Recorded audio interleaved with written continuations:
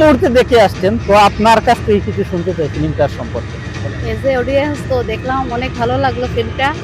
আর বহুত মিস করছি আমাদের হিরোইনকে, যেহেতু উনি নেই। ওনার জন্য মানে অনেক শুভেচ্ছা, মানে যাতে আগে আগে আরো অনেক ভালো ভালো মানে মুভি আমাদেরকে দিয়ে এন্টারটেইন করতে পারেন। ওয়েলকাম দেশের নিসাব ভাই Facebook page and YouTube channel. তো আজকে আবারও আমি চলে আসছি আলগাপুর। এই কলেজের নাম কিটা আসলো? Genius junior science college.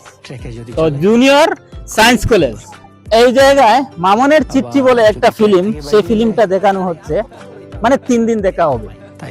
তো কথা হচ্ছে এখানে যে আমি বর্তমান হাইলাকান্দি ডিস্ট্রিক্ট, আসামের ছোট্ট একটা ডিস্ট্রিক্ট, সেই ডিস্ট্রিক্টে এমন একটা ফিল্ম ওরা নিজের থেকে বানিয়েছে। ওরা মানে ইন্টারন্যাশনাল কোনো প্রডিউসার বা কোনো মানে এমন ব্যাকগ্রাউন্ডে কোনো বড় লোক নেই। যে ভাই বলেন, আপনি যে ফিল্মটা করলেন, এই থিঙ্কিংটা কোথায় থেকে আসলো আপনার মাথায়, এই ছোট্ট জায়গা থেকে যে এত বড় একটা কাজ করলেন? সিলেটিতে জিগাইলে উত্তর দেব। ও আচ্ছা, সরি, মানে ফিল্মটা হচ্ছে সিলেটি ভাষায়।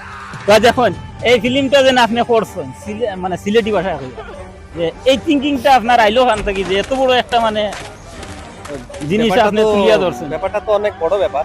অনেক বড়। ডঙ্গে ডঙ্গে রং হয়ে গেছে কইত মানে এটা। মানে আমি সিনেমা যখন স্টার্ট করছি তখন এটা ভাবছিলাম না যে আজকে এই রেজাল্টটা পাইমু। অবশ্যই রেজাল্টটা পাই ভালো লাগছে। রেজাল্টটা কি ভালো হইছে না? আউটস্ট্যান্ডিং এই রেজাল্টটা পাই মানে আমি খুব খুশি। চারিদিকে মামুনের চিঠি ট্রেন্ডিং এ চলে। আর দ্বিতীয়ত জিনিসটা হইলো কেউ না কেউ তো রিস্ক লইতে লাগবে। আমি 2015 থেকেই আমার প্ল্যানিং। আমি অ্যাকচুয়ালি বাইরে কাজ করি, মানে বাইরা ইন্ডাস্ট্রিতে আসামিসে কাজ করছি, বলিউডও করছি অল্প ছোটখাটো।